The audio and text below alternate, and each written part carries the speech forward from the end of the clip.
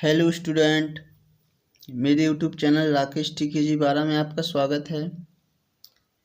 इस वीडियो में मैं आपको कक्षा 10वीं सामाजिक विज्ञान के महत्वपूर्ण 2 नंबर में आने वाले क्वेश्चन और आंसर लाया हूं, तो आप इनको अच्छे से याद कर लीजिए। एक बार पूरा वीडियो देख लीजिए तो आपको आइडिया लग जाएगा कि किस टाइप के आपके पेपर में क्वेश्चन आने वाले हैं 2 नंबर के, और ये बहुत ही महत्वपूर्ण हैं। इस बार के पेपर में आ सकते हैं 2025 के पेपर में, और ये हैं आपके भारत और समकालीन विश्व 2। ठीक है ना, भारत और समकालीन विश्व 2 जो आपकी कक्षा 10वीं की सामाजिक विज्ञान है उसका सबसे कठिन टॉपिक माना जाता है। तो सबसे पहले अपन सबसे कठिन टॉपिक ही कंप्लीट करते हैं। ये आपके 2 नंबर में भी पूछे जा सकते हैं और 3 नंबर में भी पूछे जा सकते हैं। ठीक है ना, तो आपको इनको अच्छे से याद करना है। वीडियो थोड़ा सा बड़ा हो सकता है लेकिन आपको पूरा देखना है क्योंकि सामाजिक विज्ञान में अपन को अच्छे नंबर लाना है। ठीक है ना, चलिए तो स्टार्ट करते हैं अपन।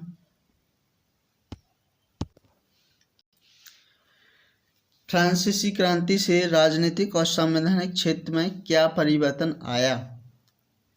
ठीक है, पहला क्वेश्चन है, तो फ्रांसीसी क्रांति कब हुई थी? 1789 में। राजनीतिक और संवैधानिक परिवर्तन के बाद प्रभुसत्ता राजतंत्र से निकलकर फ्रांसीसी नागरिकों के समूह में हस्तांतरित हो गई थी। कहाँ से निकल के? प्रभुसत्ता राजतंत्र से निकलकर फ्रांसीसी नागरिकों के समूह में हस्तांतरित हो गई थी। रक्त और लोहे की नीति से क्या समझते हैं? प्रशा की संसद की अवहेलना करते हुए जर्मनी के एकीकरण के लिए प्रधानमंत्री बिस्मार्क ने रक्त और लोहे की नीति अपनाई थी। काय के लिए अपनाई थी नीति? जर्मनी के एकीकरण के लिए। ठीक है ना, किसने अपनाई थी? प्रधानमंत्री बिस्मार्क ने। कौन सी नीति? रक्त और लोहे की नीति अपनाई थी। बिस्मार्क को शक्ति पर अटूट विश्वास था तथा सेना पर विश्वास करके रक्त और लोहे की नीति का अवलंबन किया, जिसके परिणाम स्वरूप जर्मनी का एकीकरण हुआ। जो भी नए बच्चे हैं वो वीडियो चैनल को सब्सक्राइब कर लेंगे और वीडियो को लाइक भी कर देंगे। इसके बाद है जो नेक्स्ट इम्पोर्टेंट क्वेश्चन है, उदारवाद का अर्थ बताइए। तो उदारवाद जो है वो शब्द लातिन भाषा के मूल लिबर पर आधारित है, जिसका अर्थ है आज़ाद। ठीक है ना, नए मध्य मार्गों के लिए उदारवाद का आशय था व्यक्ति के लिए आज़ादी और कानून के समक्ष सबकी बराबरी।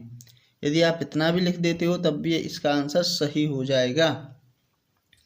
निरंकुशवाद से क्या आशा है? इस बार ये पेपर में बहुत ही इम्पोर्टेंट है ये वाला क्वेश्चन।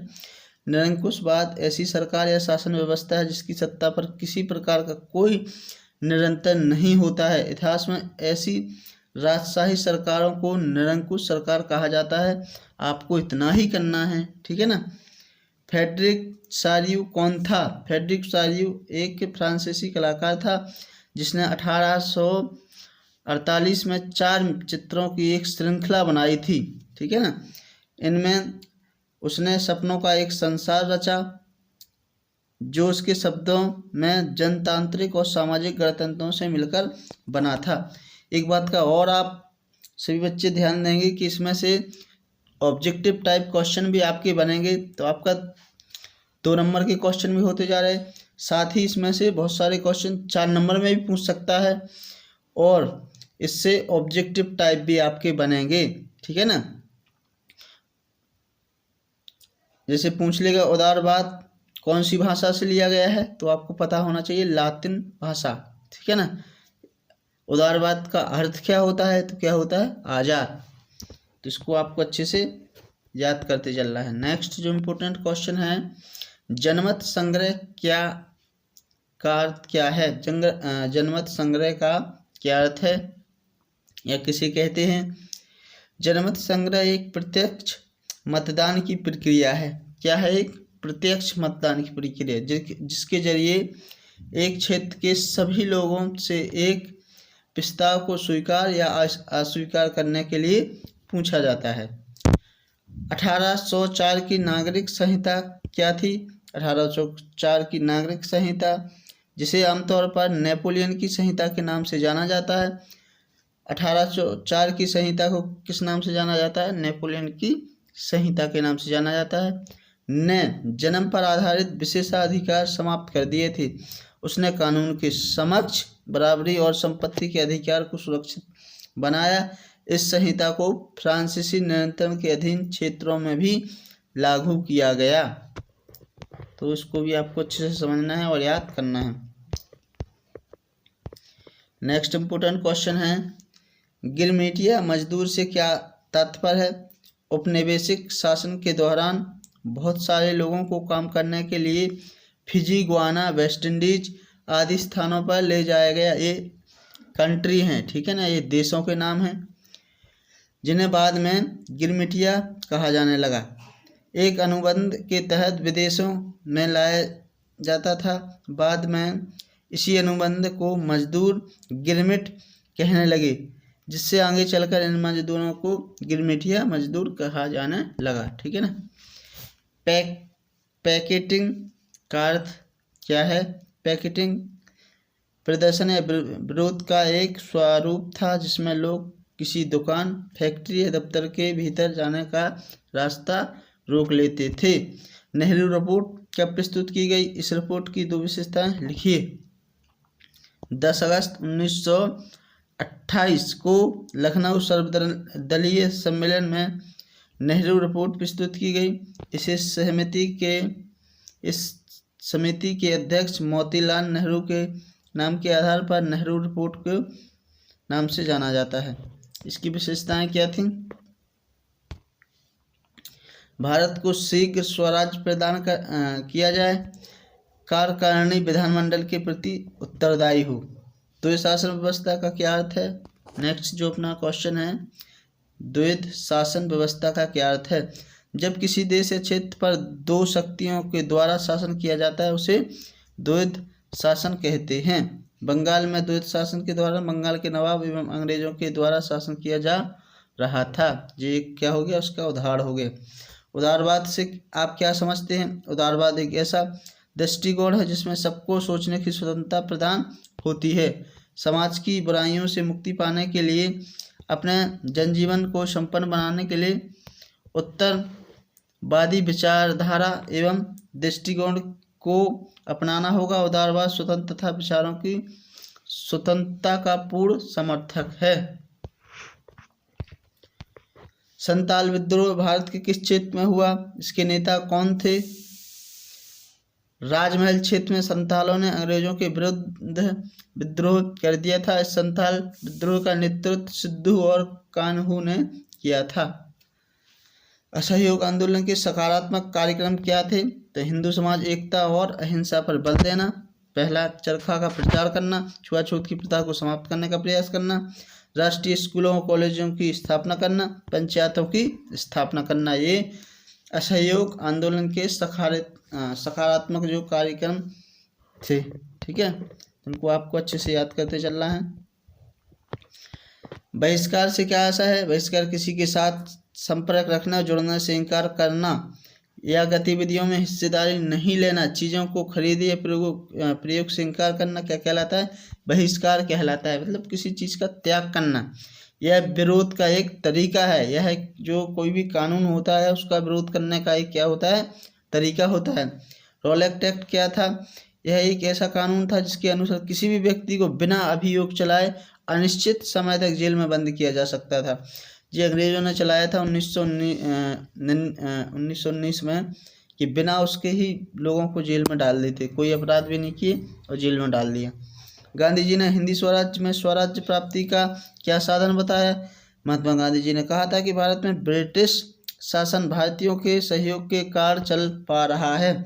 अगर भारत के लोग अपना सहयोग वापस ले लें तो साल भर के भीतर ब्रिटिश शासन ढह जाएगी और स्वराज की स्थापना हो जाएगी।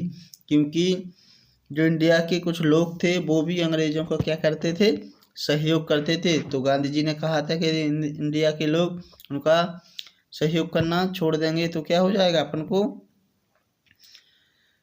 स्वराज मतलब हिंद स्वराज अपन को आज़ादी मिल जाएगी। नेक्स्ट है गांधी जी के द्वारा चलाए गए सत्याग्रहों के नाम। खेड़ा, चंपारण, अहमदाबाद में सत्याग्रह गांधी जी के द्वारा प्रारंभ किए गए थे। आयात शुल्क से क्या आशा है? किसी दूसरे देश से आने वाली चीज़ों पर वसूल किया जाने वाला शुल्क आयात शुल्क कहलाता है।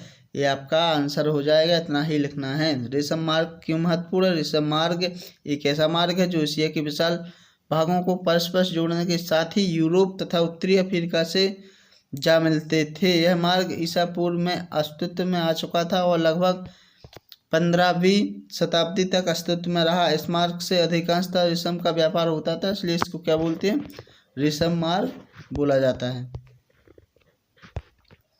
कॉर्न लॉ क्या था? ब्रिटिश सरकार ने बड़े भूस्वामियों के दबाव में मक्का की आयात पर पाबंदी लगा दी थी। जिन कानून के सहारे सरकार ने यह पाबंदी लागू की थी उन्हें क्या बोला गया? कॉर्न लॉ कहा जाता है। ठीक है ना। कॉर्न मतलब होती है मक्का, लॉ मतलब नियम हो गया, तो इसको भी आपको समझना है, याद करना है। समाज विज्ञान में आपको बहुत सारी चीज़ें समझना ही पड़ती हैं और यदि आपने उसको समझ लिया तो आप उसको अपने शब्दों में लिख सकते हो। ठीक है ना। बस जो भी आप लिख रहे हैं वो सही और स्पष्ट होना चाहिए। विदेशों में भारतीय उद्यमियों के नाम बताइए। शिकारपुरी, श्राप और नट्टू-कुट्टाई। ठीक है। हायर परचेस क्या व्यवस्था थी? हायर परचेस एक ऐसी व्यवस्था थी जिसमें खरीदार वस्तुएं कर्जे पर खरीदते थे और उनकी कीमत साप्ताहिक या मासिक किस्तों में चुकाई जाती थी। प्रथम विश्व युद्ध में सहयोगी मित्र राष्ट्र कौन से थे? प्रथम विश्व युद्ध से पहले ब्रिटेन, फ्रांस, रूस मित्र राष्ट्र सहयोगी थे तथा जो प्रथम विश्व युद्ध में एक साथ लड़े, बाद में अमेरिका भी इनके साथ हो गया। प्रथम विश्व युद्ध में केंद्रीय शक्तियाँ कौन सी थीं? प्रथम विश्व युद्ध में जर्मनी, ऑस्ट्रिया हंगरी और ऑटोमन तुर्की केंद्रीय शक्तियाँ थीं। द्वितीय विश्व युद्ध में मित्र राष्ट्र और ध्रुवीय शक्तियाँ कौन सी थीं? एक गुट में ध्रुवीय शक्तियाँ मुख्य रूप से नाथसी जर्मनी, जापान और इटली थीं तथा दूसरा खेमा था मित्र राष्ट्रों का ब्रिटेन, सोवियत संघ, फ्रांस, अमेरिका के नाम से जाना जाता था। बीटा निषेधाधिकार का क्या अर्थ है? बीटा निषेधाधिकार इस अधिकार के सहारे एक ही सदस्य की असहमति किसी प्रस्ताव को खारिज करने का आधार बन जाती है। रेशम मार्ग से किन किन वस्तुओं का व्यापार होता था? लिखिए। रेशम मार्ग से चीनी रेशम, पश्चिमी देशों की चीनी, पोट्री, भारत, दक्षिण पूर्व एशिया के कपड़े, मसाले दुनिया के दूसरे भाग में पहुंचते थे। वापस में सोने चांदी जैसी कीमती धातुएं यूरोप से एशिया पहुंचती थीं। और ये देखो 2023 में आया हुआ है तो इस बार भी आ सकता है। 500 साल पहले कौन से खाद्य पदार्थ हमारे पूर्वजों के पास नहीं थे? आलू, सोया, मूंगफली, मक्का, टमाटर, मिर्च, शकरकंद जैसे और ऐसे ही बहुत सारे अन्य खाद्य पदार्थ लगभग 500 साल पहले हमारे पूर्वजों के पास नहीं थे। भूमंडलीय या वैश्वीकरण से क्या तात्पर्य है? एक ऐसी अर्थव्यवस्था जो दूसरे देश की अर्थव्यवस्था से तथा संपूर्ण विश्व के विभिन्न देशों की अर्थव्यवस्था का एक दूसरे से विभिन्न क्षेत्रों के माध्यम से जुड़ा होना ही क्या कहलाता है? भूमंडलीयकरण या फिर वैश्वीकरण कहलाता है। इस बार ये बहुत ही इम्पोर्टेंट है। द स्मिथफील्ड क्लब पशु बाजार क्या है? तो क्या है यह क्षेत्र स्मिथफील्ड मांस बाजार के लिए अच्छी तरह से जाना जाता है। गिल्ड्स क्या था? शहरी क्षेत्रों में गिल्ड्स के किन्हीं दो कार्यों का उल्लेख कीजिए। गिल्ड्स उत्पादकों का एक संगठन है जो कारीगरों को प्रशिक्षण देती है, उत्पादों पर नियंत्रण रखते हैं, प्रतिस्पर्धा और मूल्य तय करते हैं तथा व्यवसाय में नए लोगों को आने से रोकते थे। 1772 में ईस्ट इंडिया कंपनी के अफसर हेनरी पार्टलो ने भारतीय कपड़ों की मांग के बारे में क्या कहा था? तो कहा था कि भारतीय कपड़े की मांग कभी कम नहीं हो सकती क्योंकि दुनिया के किसी और देश में इतना अच्छा माल नहीं बनता है। तो एक बहुत ही इम्पोर्टेंट बात उन्होंने कही थी। गुमास्ता कौन थे? ईस्ट इंडिया कंपनी के द्वारा नियुक्त एक वेतनभोगी कर्मचारी जो बुनकर पर निगरानी रखने, माल इकट्ठा करने, कपड़ों की गुणवत्ता की जांच करने के लिए तैनात किया जाता था। स्पिन जेनी क्या है? जेम्स हरग्रीव्ज द्वारा 1972 में बनाई गई यह कताई की मशीन थी। इस मशीन के द्वारा पहिया घुमाने वाला एक मजदूर बहुत सारी तकलियों को घुमा देता था और एक साथ कई धागे बनने लगते थे। तो उनको आपको अच्छे से याद करते चलना है। प्राच्य शब्द का अर्थ बताइए। भूमध्य सागर के पूर्व में स्थित देशों को प्राच्य कहा जाता था। आमतौर पर यह शब्द एशिया के लिए इस्तेमाल किया जाता था। फ्लाई शटल का क्या अर्थ है? यह रस्सियों पुलियों के जरिए चलने वाला एक यांत्रिक औजार है जिसके बुनाई के लिए क्या किया जाता है? इस्तेमाल किया जाता है। औद्योगिक उत्पादन से क्या आशा है? औद्योगिक उत्पादन से आशा कारखानों में निर्मित होने वाली वस्तुओं से होता है। जमशेदजी जीजी भोमे कौन थे? जमशेदजी जीजी भोमे एक पारसी बुनकर के बेटे थे। उनके पास जहाज़ों का एक विशाल बेड़ा था। वे चीन के साथ व्यापार करते थे। 22 में आए हुए हैं, 23 में भी एक क्वेश्चन आया हुआ, तो अभी 25 में आ सकता है बिल्कुल भी। लंदन को फिनिशिंग सेंटर के रूप में क्यों जाना जाता था? लंदन में कपड़ों की फिनिशिंग होती थी, जो इंग्लैंड के कपड़ा व्यवसायियों के द्वारा ऊन खरीदने से लेकर रंगाई तक का काम किया जाता था। लंदन में कपड़ों की फिनिशिंग होने के कारण इसे फिनिशिंग सेंटर कहा जाता था। बहुत सारे उद्योगों में श्रमिकों की मांग मौसमी आधार पर घटती बढ़ती क्यों थी? बहुत सारे उद्योगों में श्रमिकों की मांग मौसमी आधार पर घटती बढ़ती रहती थी। गैस घरों और शराब खानों में जाड़ों के दौरान बहुत ज़्यादा काम रहता था। इस दौरान उन्हें ज़्यादा मजदूरों की ज़रूरत होती थी। क्रिसमस के समय बुक बाइंडरों और प्रिंटरों की भी दिसंबर से पहले अतिरिक्त मजदूरों की ज़रूरत रहती थी। बंदरगाहों पर जहाज़ों की मरम्मत और साफ सफाई और सजावट काम भी जाड़ों में किया जाता था। जिन उद्योगों में मौसम के साथ उत्पादन घटता बढ़ता रहता था, वहाँ उद्योगपति मशीनों की बजाय मजदूरों को ही काम पर रखना पसंद करते थे।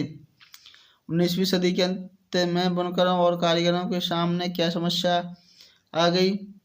तो 19वीं सदी के अंत में बुनकरों और कारीगरों के सामने निम्न समस्याएं आई। उन्हें मनमानी कीमत पर कच्ची कपास खरीदनी पड़ती थी। अब भारतीय कारखानों में उत्पादन होने लगा। बाजार में मशीन से बनी चीज़ों से पट गया। बुनकर और कारीगरी मशीनों से बने सामान से प्रतिस्पर्धा नहीं कर सके। गुमास्ता के दो कार्य लिखिए।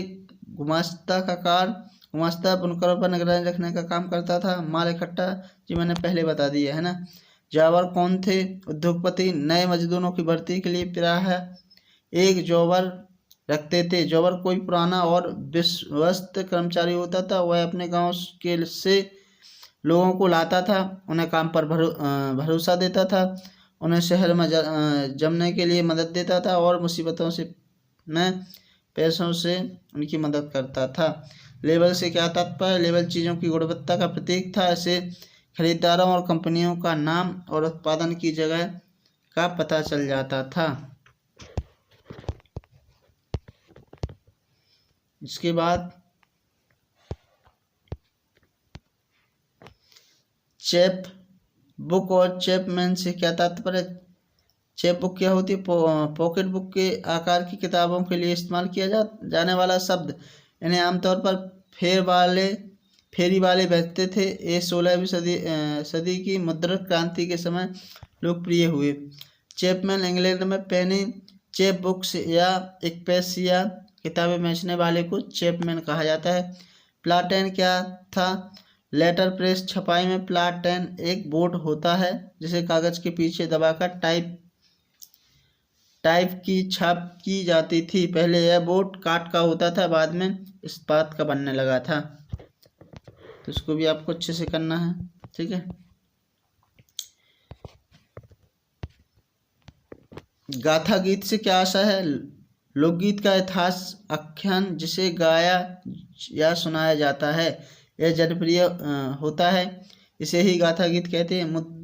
मुद्रण तकनीक सबसे पहले किन देशों में विकसित हुई? चीन, जापान और कोरिया में विकसित हुई। ठीक है। जोहान्स गुटेनबर्ग ने मुद्रण क्षेत्र से क्या कार्य किया? तो ज्ञान और अनुभव का इस्तेमाल करने नए आविष्कार में किया। जैतून प्रेस की प्रिंटिंग प्रेस का मॉडल आदर्श बना और सांचे का उपयोग अक्षरों की धातुई आकृतियों को गढ़ने के लिए किया।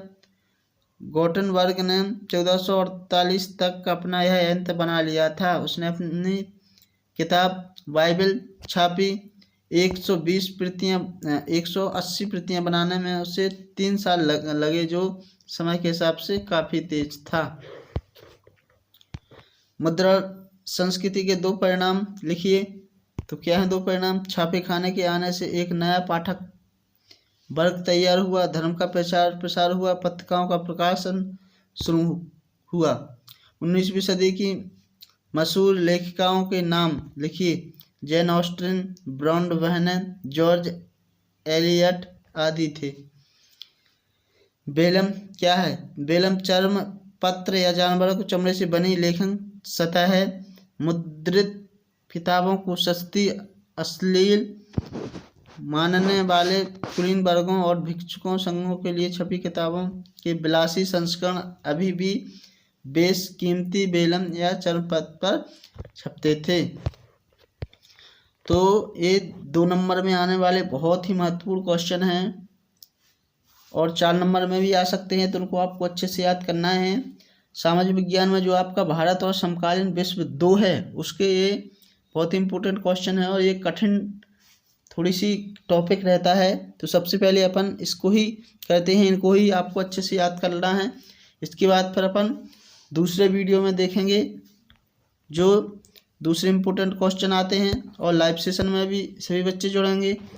ठीक है ना। तो अभी इतना आप याद कीजिए, फिर मिलते हैं अपन नेक्स्ट वीडियो में। Thank you.